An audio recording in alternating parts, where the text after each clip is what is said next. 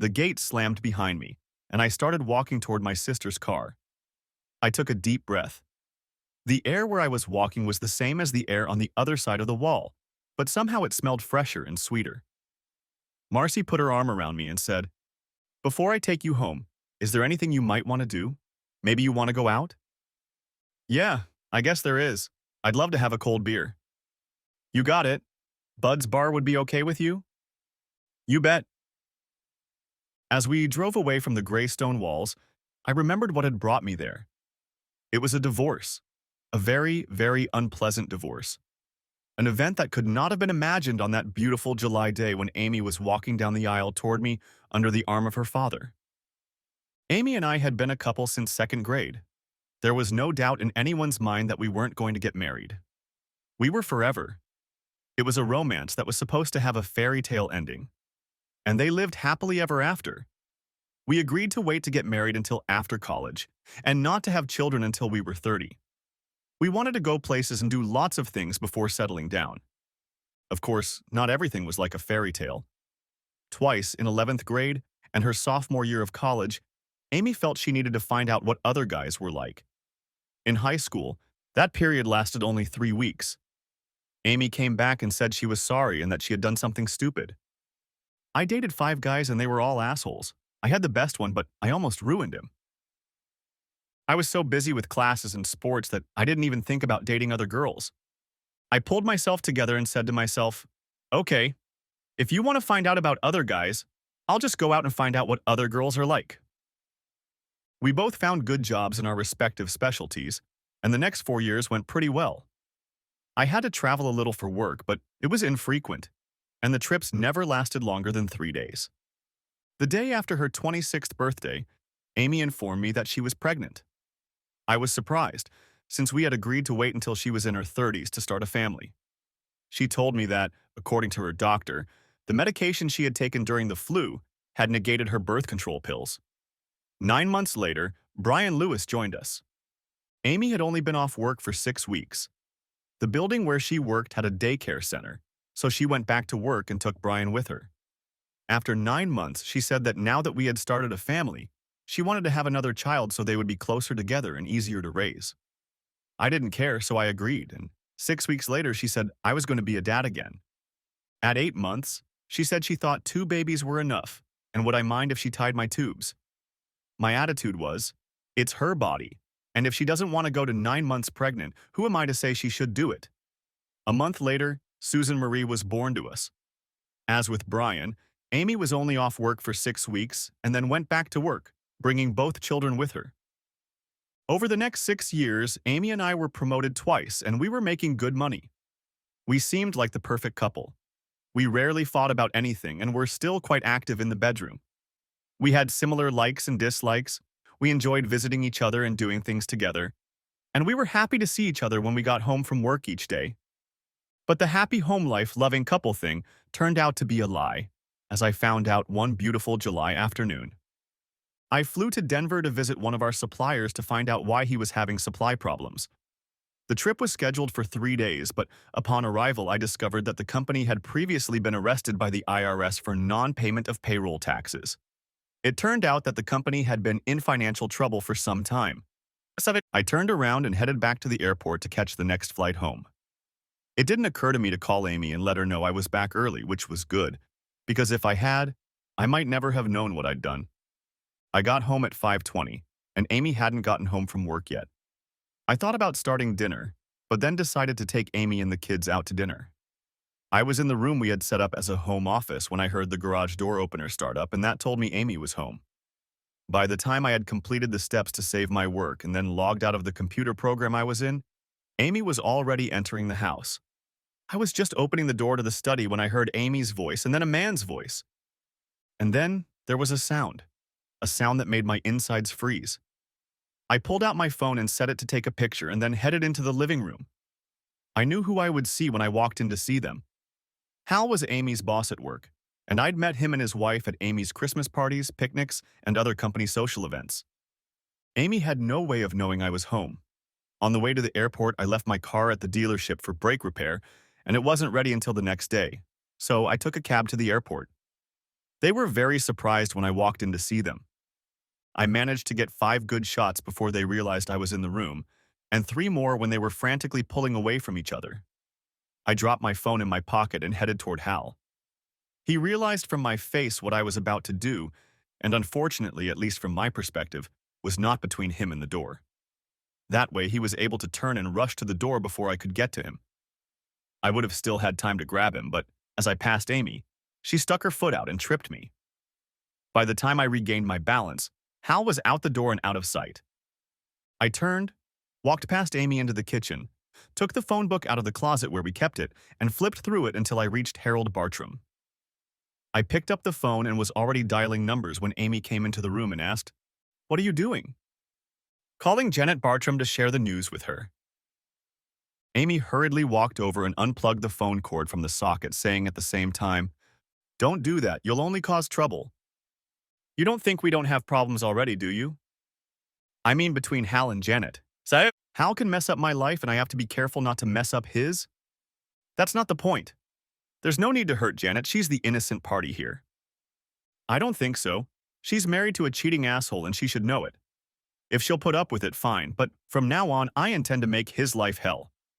First, I will tell Janet everything and offer to show her the pictures if she wants to see them. Then I'll hire a lawyer and harass him at work. I'm sure your company has a policy and procedures manual, and I'm willing to bet there's something in there about supervisor-subordinate relationships. And then I'll go looking for him and catch him. You won't want to do any of that because it will cost you too much. How do you envision it? You'll go to Janet and she'll kick him out and I'll kick you out and put him in here with me and our kids. You'll file a lawsuit against our company and I'll get fired along with Hal. And without a job, that means I'll shake you out of your money in the divorce and get huge alimony and child support. If you find him and beat him up, you'll go to jail for assault. It would be better if you forget about all this and we just move on with our lives." "You're kidding. Move on with our lives after what I just found out? Why not? Hal and I have been dating for a long time and it's never hurt us. We have a good life. I've been a great wife to you. We get along great, and I really love you. Can you entertain that asshole and then tell me you love me? Why not? It's true. Hal is just entertainment to me. Nothing more than that, just entertainment. Nothing like adding insult to insult. I catch you cheating and you say I'm no good for the bedroom. I didn't say you weren't good for the bedroom. Then why are you having fun with other men? I don't have fun with other men. Since we've been married, I've only been with Hal. You know what I mean. Look, honey, you're a great guy. You're a great husband and father, and you're good in the bedroom, but Hal gives me something you can't. Great, just great. I'm a great husband and father, but I'm only good in the bedroom. That's so nice to realize. I didn't mean it to sound like that. You're good in the bedroom. We have a great life. Apparently not good enough. You're fine, baby. I swear to you, you're just fine. But Hal is offering me something I need that you just can't give me. Yeah? What's that? It shouldn't matter, dear. We've had a perfect life so far. There's no reason why we can't continue to have a good life. It's not hurting us, dear, and it's been going on for years. We'll be fine, I promise. I just shook my head and said, "You're unrealistic, Amy. You're just out of your mind if you think we can go on living after what I've seen. But I have to admit that I'm curious. You say this has been going on for years. How many years and how did it start?" It started before I even met Hal. It started when I was in college and we broke up because I wanted to see what other guys could be like. There were 5 of them. That raises 2 questions. First, why didn't you marry one of them? Because they were all assholes. I needed more than just a feeling, and I loved you. So I left them. The second question is, why did you tell me we couldn't do this until we were married? I loved you and I knew I did, but after my experience with 5 men, I stopped paying attention to them altogether. Everything was fine until at one of the company Christmas parties you couldn't make it because you were away on a business trip. I think it was to Seattle. Anyway, I drank more than I should have and felt wrong when Hal danced with me. That's how I spent the next 2 nights with him. We were doing well until he met and married Janet. We still flirted with each other, but it wasn't until Janet got pregnant and started refusing to have fun that we started dating again. And then we never broke up again. And again, honey, it didn't hurt us one bit. I have to stop by my sister's and pick up the kids. You're even making your sister cover for you while you cheat on me? Don't be silly, Rob. She thinks I'm working late. I asked her to watch the kids when they got home from school. They went straight from school to her house, and now I have to pick them up. When I get back, I'll show you that nothing has changed. I stood there looking at her in bewilderment as she walked away to get into her car. She hadn't heard us? Only because I never knew. Was she going to show me that nothing had changed when she got home? Did she really expect me to be careless seconds after her connection with Hal? It was pretty damn unlikely. I plugged the phone back in and called Janet. She wasn't happy with what I said and asked when we could meet so she could look at the pictures I'd taken, and we agreed to meet for lunch the next day. She asked me not to tell Amy that I had called because Amy would be sure to call Hal and let him know. I'm not going to do anything until I have proof, and then I'll meet with him.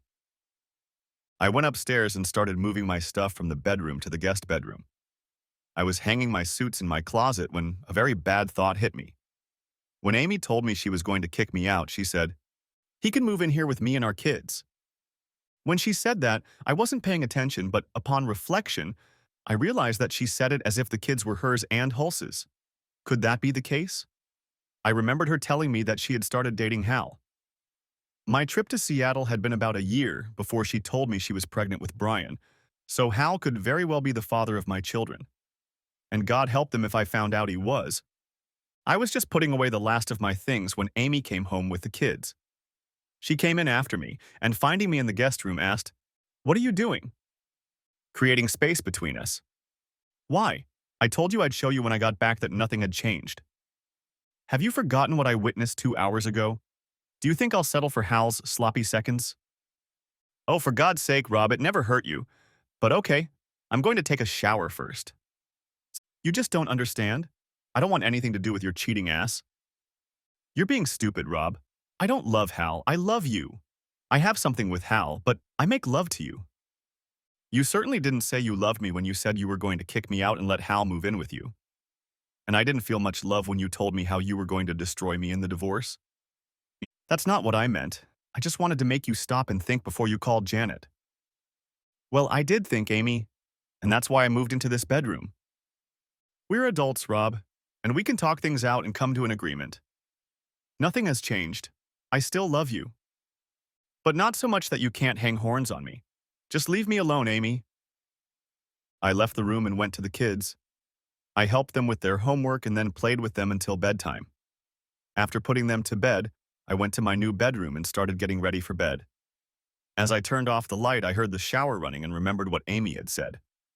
God, what a stupid bitch. I was just dozing off when the door opened and Amy walked into the room. She climbed into bed with me. I quickly sat up and pushed her off me. Said, "What part of 'I want nothing to do with your cheating ass' did you not understand? Stay the hell away from me, Amy." "Damn it, Rob, I love you. We can work this out. I know we can." "No, Amy, we can't. There's no way in hell we can. Now get out of here." She got up off the floor and left the room, and I tried to go back to sleep. Next chapter. It had been a disgusting night. Amy was already up and making breakfast, but I just walked past her, grabbed my car keys off the rack, and left the house. I had breakfast at the Village Inn and then headed to work. At 10 o'clock, I called Mike Hooper, a good friend who is also an attorney, and told him my sad story and then asked if I could make an appointment to meet with him and talk about the divorce. He said he would meet me at Bud's Bar at 5:30. I plugged my cell phone into my computer and transferred all the pictures I had taken of Amy and Bartram onto it, then printed out 3 sets and put them in envelopes. At noon, I arrived at Mario's and saw that Janet was already there.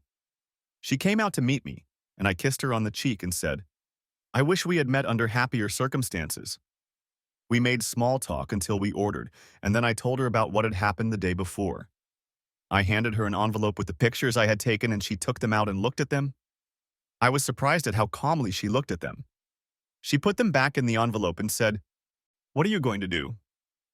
Divorce her? And there's no chance of making things right? Not after seeing everything with my own eyes. Well, I guess I'll have to do the same. This isn't the first time his big penis has gotten him in trouble. I forgave him last time, but told him that if it happens again, he'll be a thing of the past. You may not get a chance to kick him out. I'll be looking for him, and when I find him, he won't be well. He'll probably end up in the hospital. You can take all his things and stack them in the hospital room. If you catch him, Give him a couple kicks in the balls from me. I told her I would, after which we got up and left. Meeting Mike only confirmed what I already knew. We lived in a state where there is no divorce, so everything would be split 50-50. Amy would get the kids and I would pay child support, but since our incomes were pretty much equal, I wouldn't have to pay alimony, or separate maintenance, as it was called, in our state. I told him that I was concerned that the children were not mine, and he advised me to take a DNA test. I gave him 2 sets of photos and told him I wanted Bartram to be sued for alienation of affection, and the company where they both worked to be sued for failing to comply with CP&P, which states that there can be no fraternal relationship between supervisors and subordinates. Are you sure you want to do this? It could cost Amy her job, and then you'd probably have to pay child support separately. I don't care, Mike. Just do it. We discussed a few more things, and he cautioned me against moving out of the house and giving her possession. I couldn't kick her out because of the kids, so I just had to make every effort to coexist until the divorce situation solidified and the court gave direction. Let the court decide who stays and who goes. But keep in mind that the courts in this state almost always side with the wife when children are involved. You're in for a rough ride, buddy. Are you sure you and Amy can't work things out? Just look at the pictures. They don't show the sounds I heard when I looked at the two of them. But the visuals and sounds are imprinted in my brain, so no, there's no chance we'll get back together and work things out. Just spring into action and apply for her as soon as possible. Get her and Hal a job if you can. Amy wasn't smiling when I got home. You just had to do it. We could have worked things out and gotten over it, but you just had to go and tell Janet. She kicked him out of the house all because of you. Not because of me, Amy, but because of what you and he were doing. And I'm sorry she kicked him out. It's only going to make it harder to find him. Just remember I warned you, Rob. That night I got up at 3 o'clock, while everyone else in the house was asleep, and swabbed the cheeks of the sleeping kids with cotton swabs. On my way to work, I dropped off the swabs at the local lab and offered to pay extra if I could expedite the tests. Something in Amy's words. Just remember I warned you, Rob. And I was at the bank when the doors to the lobby opened at 9. I cleared out all the accounts and the safe, went down the street to another bank and opened an account in my name only. I'd have to account for it later in the divorce, but at least I'd have the funds to pay for the house and take care of the kids. Then, another thought occurred to me at the office, and I called and canceled all of our joint credit cards so Amy couldn't make cash deposits. It's a good thing I did all that, because when I got home that evening, a man came up to me, handed me an envelope and said, "You have been charged, and I would advise you to move at least 500 feet away from this house because in the envelope is a temporary restraining order." I opened the envelope, and there was indeed a restraining order stating that I could not come within 500 feet of the house, Amy, and the kids. Her lawyer obviously worked much faster than Mike, but I guess in his defense, he didn't know what speed was required. And neither did I. I looked up at the house and saw Amy standing there, smirking. I pulled the car out of the driveway, reached the corner, and called Mike on his cell phone. I brought him up to speed and asked him how I could get into the house to get my stuff, and he said he had friends in the sheriff's department and he would see what he could do and call me back. While he was on the phone, I told him to change the wording of the divorce from irreconcilable differences to adultery and to start going after Bartram, Amy, and Bartram's company with a vengeance. Burn them, Mike, burn them. He called me back 15 minutes later and told me that 2 sheriff's deputies would arrive within half an hour and give me access to the house. But until he contacted someone at the courthouse to arrange further action, I could only take my clothes and toiletries out of the house. 20 minutes later, 2 patrol cars pulled up in front of the house. I started the car, pulled away, and parked behind them. They introduced themselves and told me to stay put until they called for me. And then they walked up to the house and rang the bell. Amy answered, and after a short conversation, the sheriff's deputies let me through. They warned me that I could only take clothes and toiletries, and I followed them into the house. As I climbed the stairs, I peeked into the kitchen to see if there were any children. There were no kids, but there was Hal, who was sitting at the kitchen table drinking a beer. Beer that I had bought and paid for. I couldn't resist going after him, but that would have been foolish with 2 sheriff's deputies around. Amy followed us upstairs and stood in the doorway watching me pack. It was childish, but I couldn't help it, so I lied and said without looking in her direction, "You blew it, Amy. You really screwed up this time." I spent most of the day at the office thinking about us and finally decided that we could sit down and work things out. After all, you swore you loved me. A little love, Amy. Mental cruelty? A restraining order? We don't stand a chance now, Amy. Think about that after I've gone. We were hours away from staying together, but you blew it, and Hal sitting in the kitchen drinking my beer drove the nail in. I closed my suitcase, turned, and walked out of the house. The next day, Amy called me at work. In light of what you said last night at the house, I'd like to sit down and talk to you. No way, Amy. What you did to me last night, plus the fact that Hal is sitting in the house you locked me out of, has ended everything and destroyed any chance for us. Besides, I can't sit down and talk to you. You've arranged things so that I can't get within 500 feet of you, remember? Goodbye, Amy. 2 days later, I was back at the house with two men from the court who were to supervise the removal of my belongings from the house. The whole time I was there, Amy demanded that I sit down and talk to her, but I ignored her until I had carried the last load to U-Haul. We were in the bedroom, and she muttered that we could work things out if I just talked to her. I invited her over to my place, and when she arrived, I pointed to the bathroom in the bedroom. She saw what I was pointing to and her face fell. There were men's toiletries on the counter, and they weren't mine. I didn't use Old Spice or Men in Speed Stick. Goodbye, Amy. Just remember that whatever is coming your way, you brought it on yourself and it was avoidable. Next chapter. After that, events unfolded rapidly.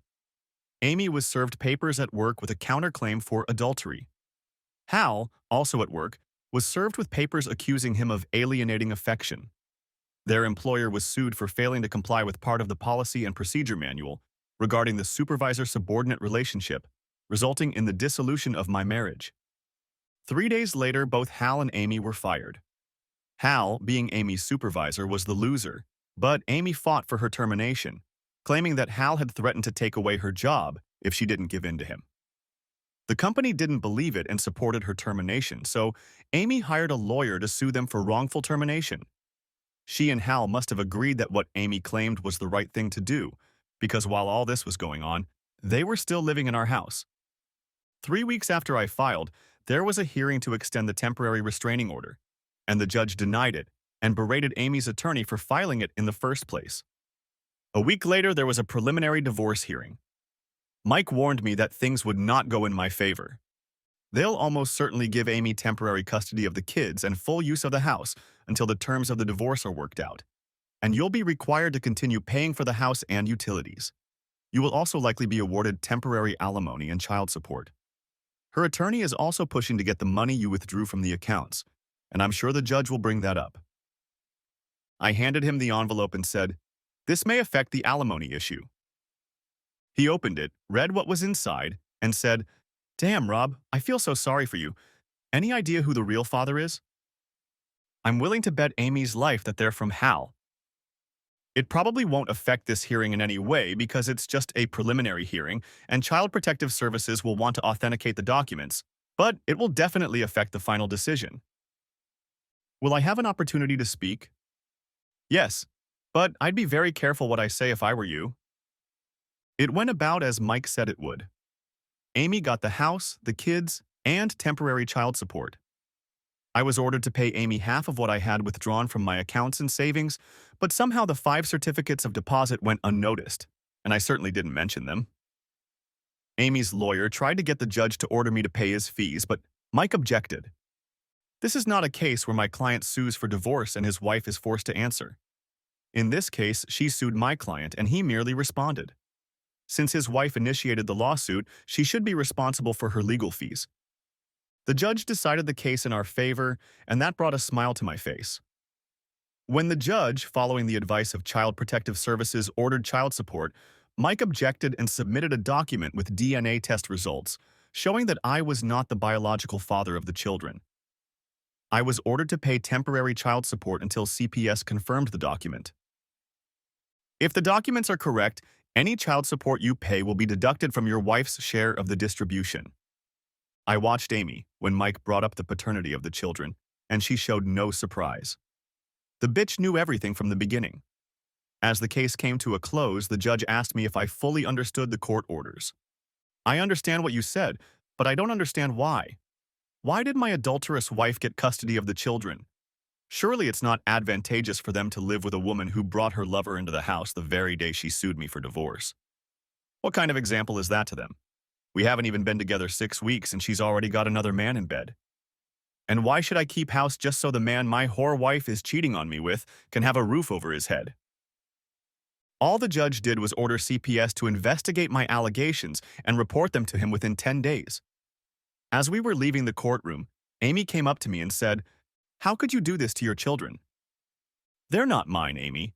And I saw your face when Mike brought up DNA. There was no surprise on your face, Amy. No surprise at all. You knew about it from the beginning. That's another thing I owe you for." "Yeah, sure, whatever you say.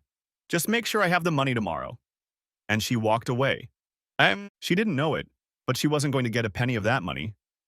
At least not anytime soon. I figured I could hold out for a few weeks until I was dragged into court and threatened with contempt of court if I didn't pay up. But even then, I could probably hold out for another week or two. Next chapter. The day after the hearing, Mike called me to let me know that Amy's former employer had offered a settlement. "It's a little small, and I think we can get more," he said. To be honest, though, the only reason I sued them was to mess with Amy and Bartram. I was content to let them get away with it. Saying, while we're on the subject, you know we're not going to get anything from Bartram, especially since he's unemployed, and what little he can find will go to his wife for alimony and child support. Never mind. Keep it up and make him pay a lawyer. If we win, we can get a judgment against him, and that will always hang over him like a big black cloud.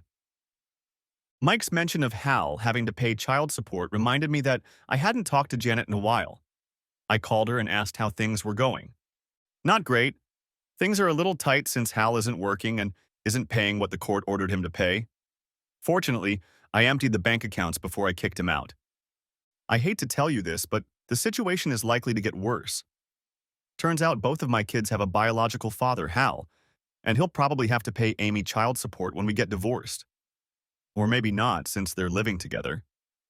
Living together? I didn't know that. Sen, how are you doing with the lawsuit against Hal's old company? "I have no claim against them. Why would you?" I explained to her, and she thanked me for the information and said she'd have her lawyer look into it.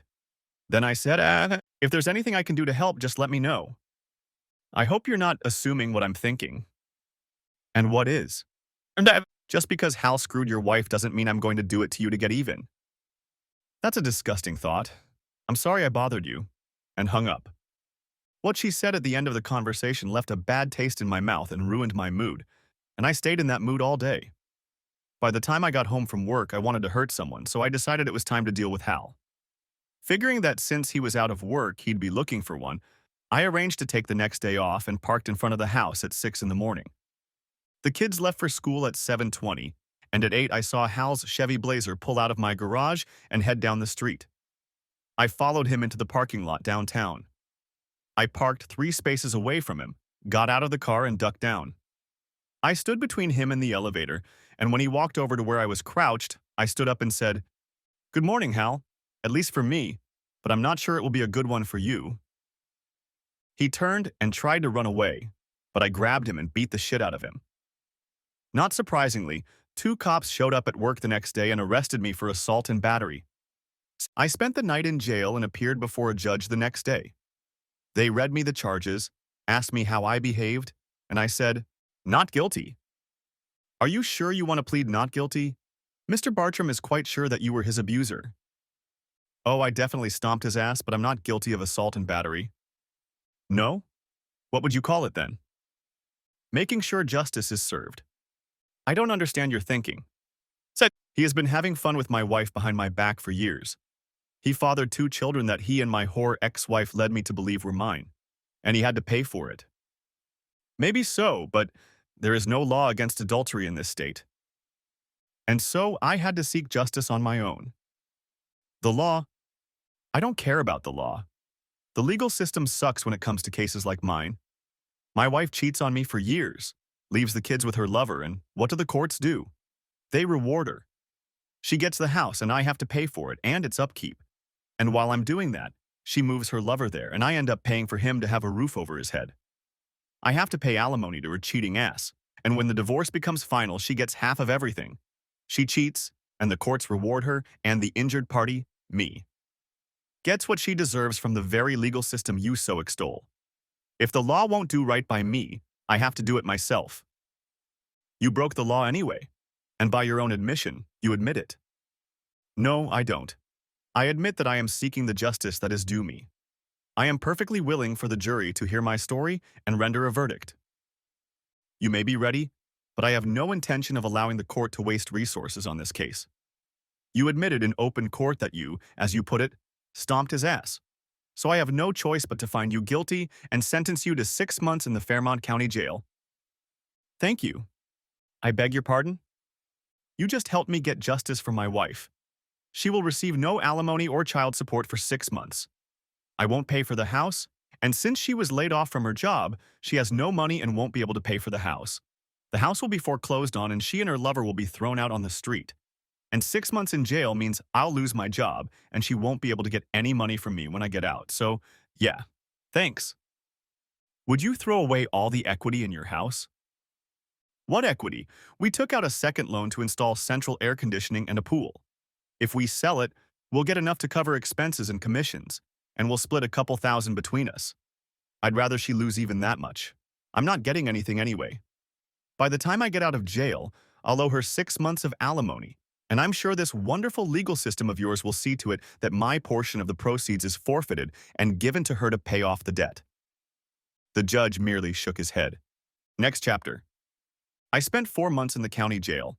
Mike visited me once a week, and on the third visit, he said he had an offer from Amy's old company that he thought we should accept, and I told him to accept it. Cash the check as soon as you get it, and put the money somewhere Amy can't get to it. At the end of the first month, I had an unexpected visitor.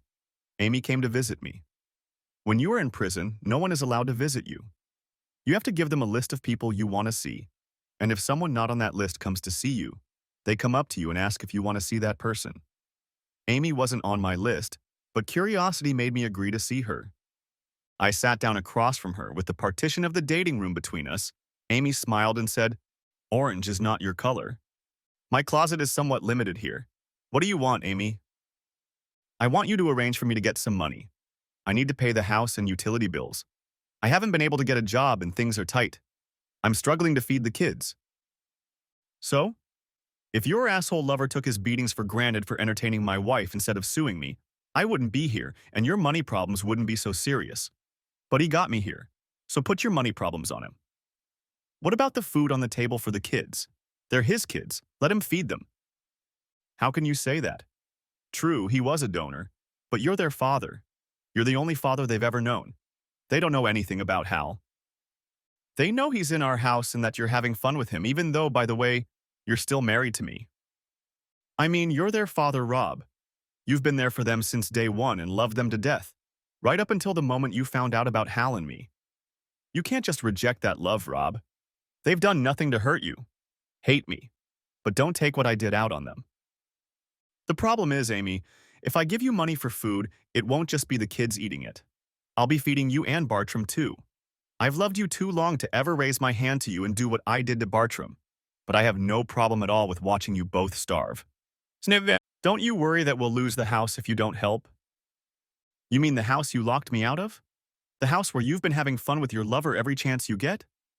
That house means nothing to me since you put Bartram in it. You need to look for work more, Amy, and you need to push Bartram to be the head of your house. He's having a hard time finding work, and what little he finds manages to get Janet. God, Amy, I'm really, really sorry for ruining your life. What's that thing they always say? Life's a bitch? I got up and left. Next chapter. My only regular visitor was my sister Megan. She came once a week, and on one of her visits, about 3 weeks after Amy's visit, she told me that Amy had called her and asked her to stand up for her and try to get me to give her some money. She swears she will only use it for the kids. I think you should do that, Rob. I don't want the kids to suffer, but I plan on getting full custody when I get out, and my only hook is to prove that she can't take care of them properly, and that she's setting a bad example for them by living in sin with Bartram. If she and their asshole biological father can't even feed them, the courts will be forced to turn their attention to me. The fact that I need them, even though Bartram is their donor, should show how much I care about them. If I give her any help at all, it'll blow my expectations out of proportion. Besides, I don't care what she says because I don't trust her. For 6 years, she's been stabbing me in the back with a smile on her face. So there's no way I'm going to believe a word she says. Would you resent me if I helped them? I'm in prison, Megan. I can't stop you from doing whatever you want.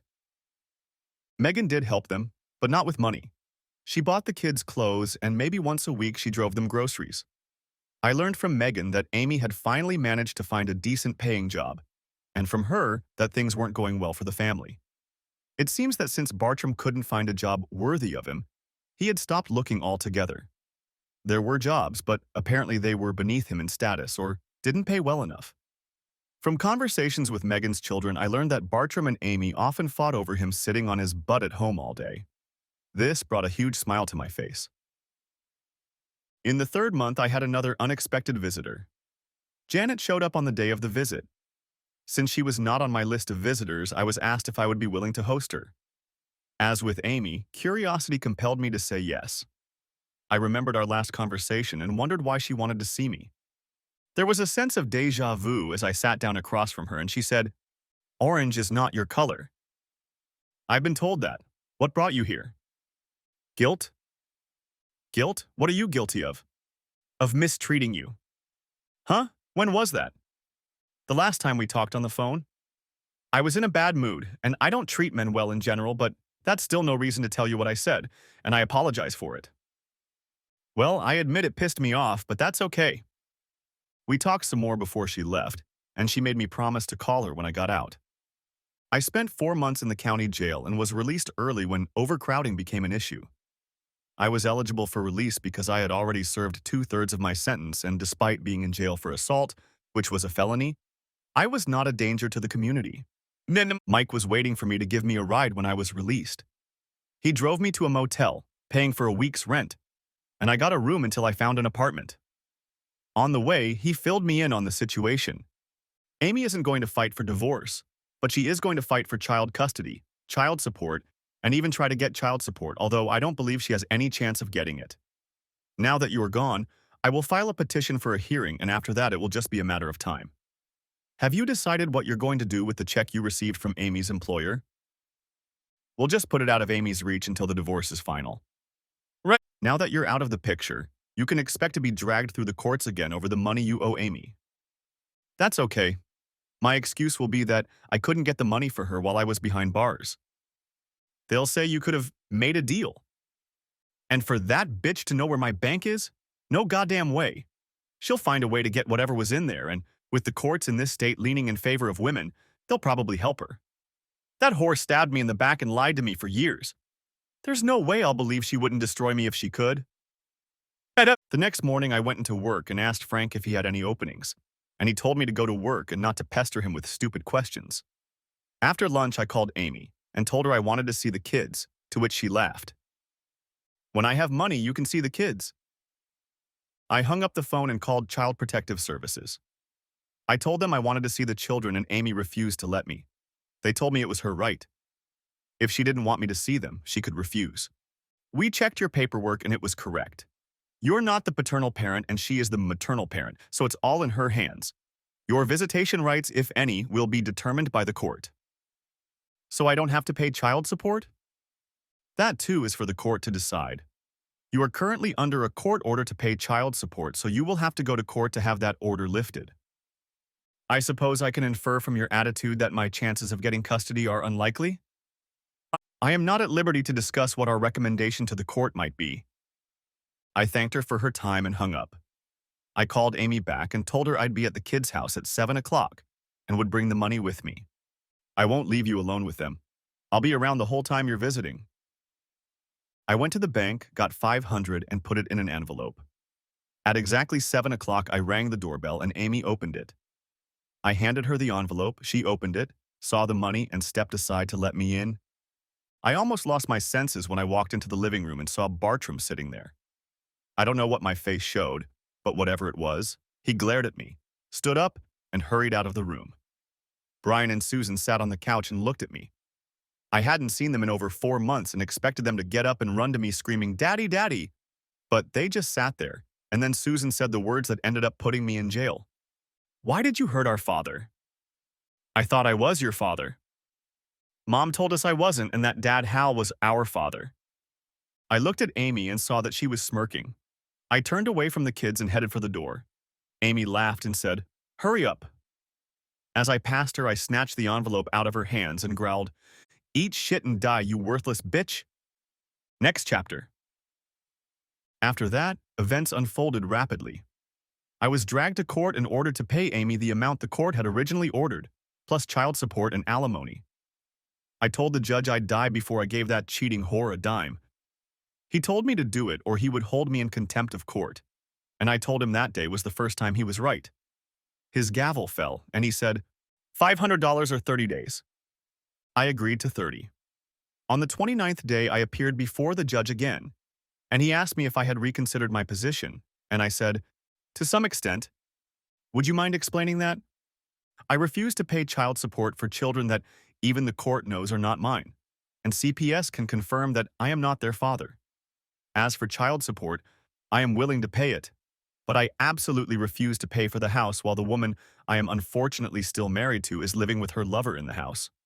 I will not pay for a roof over this man's head. Evict him and keep him out, and I will pay for the house. Are you telling me that CPS knows you're not the father of the children? Yes.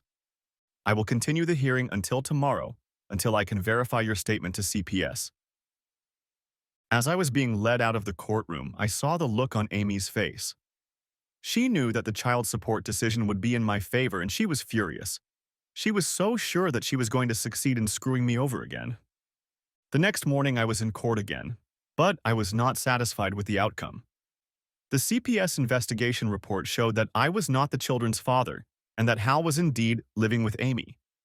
The judge canceled child support and reduced Amy's child support by 1/3, which he did retroactively, but I was still ordered to pay the child support arrearages and pay for the house. He then surprised everyone, especially Amy, by saying the following: since Mrs. Lack has taken in a boarder, she can be responsible for all utilities and home insurance. Up to that point, I was ready to say screw you and put up with another 30 days, but I suddenly decided to pay up. I thought about it a little strangely.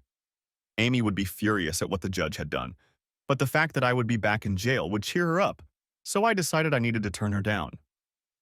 On the other hand, the realization that she would get money from me would cheer her up a little, but the fact that I would pay a third less than she expected, on top of the lack of child support, and the smirk I would bestow on her as we walked out of court would diminish that joy. The judge has ordered that the money be in the hands of the court within 48 hours, or he will issue a warrant for my arrest. The smile and smirk I bestowed on Amy as I left the courtroom seemed to anger her, and it made my day better. I was taken back to the jail and released, after which I went to a restaurant to eat properly. After eating, I stopped by my sister's house to pick up my stuff that she had picked up from the motel when I went to jail. We talked for a while, and I brought up the subject of Amy brainwashing the kids. Megan told me not to take it personally. They are toddlers, and since you weren't around, only Amy talked to them. Little kids are impressionable. You'll still get a chance to talk to them. But I never did talk. At the final judgment hearing, I found myself in a quandary again. Amy got full custody of the children, and I wasn't even given visitation rights. The CPS report stated that the children's mother and biological father felt that I would be too interfering with their lives, and since the biological father was going to marry the mother and start a family, it would be in the children's best interest for me to not be present in their lives. The judge ruled that Amy would have use of the family home until the children turned 18, at which point the house could be sold and the proceeds divided between us. A stipulation was added that if Amy married, the house could be sold. The reduced alimony was left in place, and I was to pay it for 3 years or until Amy remarried, whichever came first. I was furious as I walked out of the courtroom, and as I passed Amy, she smiled and gave me the finger. I mulled it over for about a week, but finally snapped out of it and started making plans. I'll be honest, I wasn't thinking straight, but Amy had already screwed me enough, and I was just out of my depth. I canceled my insurance and started watching the house, waiting for the right opportunity. 4 days after I canceled the insurance, I got a call from Amy. Yeah, the mortgage company called and said you canceled your insurance. Yes. You scammed me so much that I'm trying to find ways to reduce my costs. I can get a better rate on the same insurance at Allstate. The mortgage company said they need a policy on the house within 5 days, or they'll get the policy and bill you for it. The woman I talked to said it would be to our advantage to get a policy since the insurance company they use is usually pretty expensive. I'll look into it. 2 days after that call, I got the opportunity I'd been waiting for. Amy left for work a half hour after the kids left for school, and at 8:30, Bartram pulled out of the garage in his blazer and drove away. As soon as he was out of sight, I pulled up to the garage and pushed the garage door opener button. Surprise, surprise. It worked. I pulled into the garage and closed the door behind me. Taking both 5-gallon cans of gasoline from the trunk, I went inside. I gave everything in the house a good dousing and then rolled the car out of the garage. I went back into the house and set it on fire. I drove to the airport, put the car in long-term parking, and got on a plane to Panama City. For a whole month, I laid in the sun and chased girls. I even caught a few of them. On my last day in Panama City, I went to the bank and rented a safe deposit box and paid for it 10 years in advance. Before I left for Florida, I cleared all my accounts and put the money in the safe deposit box. I knew I'd probably go to jail for what I'd done, but I didn't care because I'd set Amy up big time. She'd lose everything in the fire, and no amount of insurance could replace anything. She'd probably come after me to get it, but she couldn't get a dime from me while I was behind bars. And even when I was released, she'd play hell getting a penny from me. Back in town, I stopped by the store to pick up my personal belongings I had left there and apologized to Frank for leaving him in the lurch. He said he understood me, as he had gone through a pretty bitter divorce himself. He then asked if I was okay and ready to go back to work. I had to tell him that I wasn't, that I would probably be going to prison for a while. He asked why, and I told him. He laughed and said he wished he had the courage to do something like that to his ex. I called Mike and asked him to lunch. He met me at Mario's and, sitting me down at the table, said, "You're really in trouble this time. Everyone wants a piece of your ass. You'd be better off staying put. The judge found you in contempt of court because he ordered you to stay home. The DA's office filed a bunch of charges against you, from arson to destruction of private property. Amy wants you nailed to a telephone pole so she can come to your house 2 or 3 times a day and whip you. You might be pleased to know, however, that as soon as Amy stopped keeping a roof over her head, Hal split. How can they silence an arsonist? It was my house, and I didn't cheat the insurance company. What's more, I canceled the insurance so they wouldn't get anything. The mortgage company is probably pissed because they have no collateral on the loan. But I am still responsible for the loan and just sent them this month's payment last week. As long as I make the payments, they are in no danger. It was my house. I could do whatever I wanted with it." That may be true in your mind, but I assure you the court doesn't see it that way. He was right, of course, and after a month of bickering, I worked out a plea agreement under which I served 3 years in the Albion State Correctional Institution. After serving half your sentence, you become eligible for parole, and when I was offered it, I declined. I didn't want to be under the scrutiny of a legal system that I had grown to hate and go through the whole "do this, or I'll have to send you back," or "you can't do this or you'll violate your parole." I was released after 2.5 years with a suspended sentence for good behavior. In prison, I was visited regularly by Mike, my sister, and even Frank, who kept making me promise to visit him when I got out. Janet even visited me a couple of times, making me promise to call her when I got out. Also, while I was in jail, I managed to file bankruptcy and get rid of all but one of the judgments against me from the IRS.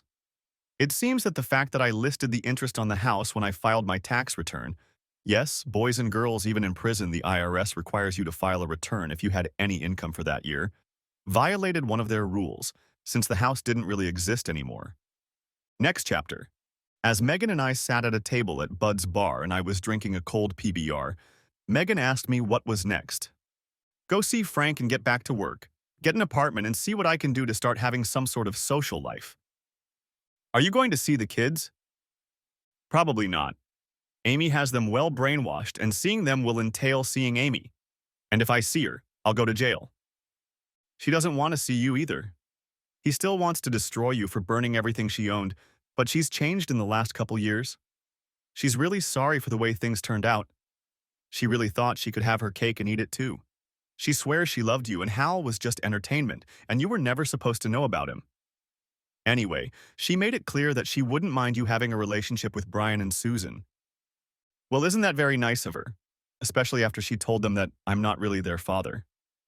Give her some slack, Rob. What she did, you did too. You both acted out of spite and the kids got caught up in the middle of things. They spent a few weekends with me, and I can tell they miss you. You need to reconnect with them. I don't want to see Amy. If you can arrange for her to pick them up and take them to you, we'll see how it goes. I checked in with Frank. He said I could come back when I was ready, and I asked him to give me a week to get used to being away. I flew to Panama City, took the money out of the safety deposit box, and flew home. I settled things with the IRS, found an apartment, called Janet, and invited her over for dinner. Epilogue. I reunited with my children and started seeing them every weekend. Janet and I met a few times, but it was obvious that we would remain only friends. I found myself a girlfriend, and it looks like I will be saying yes to her in the not-too-distant future. She must be a wonderful person to be willing to burden herself with 2 kids just to be with me. Yeah, I have the kids now. Amy found a boyfriend and got married, but after 2 years of marriage, he came home early in the morning and found Amy in bed with another guy. Unfortunately for Amy and her lover, her husband was not the type to grab his cell phone and take pictures like I did. The hubby grabbed a gun and killed them both. There is no death penalty in our state, so he got 20 to life. I send him a box of cigarettes and a thank you card every month. When Amy was gone, I petitioned the court for custody, and it was granted. Now they live with me. I guess as they say, it's true. All's well that ends well, at least for some of us. The end. Thanks for watching, hope you enjoyed. Subscribe to my channel and watch for the next video.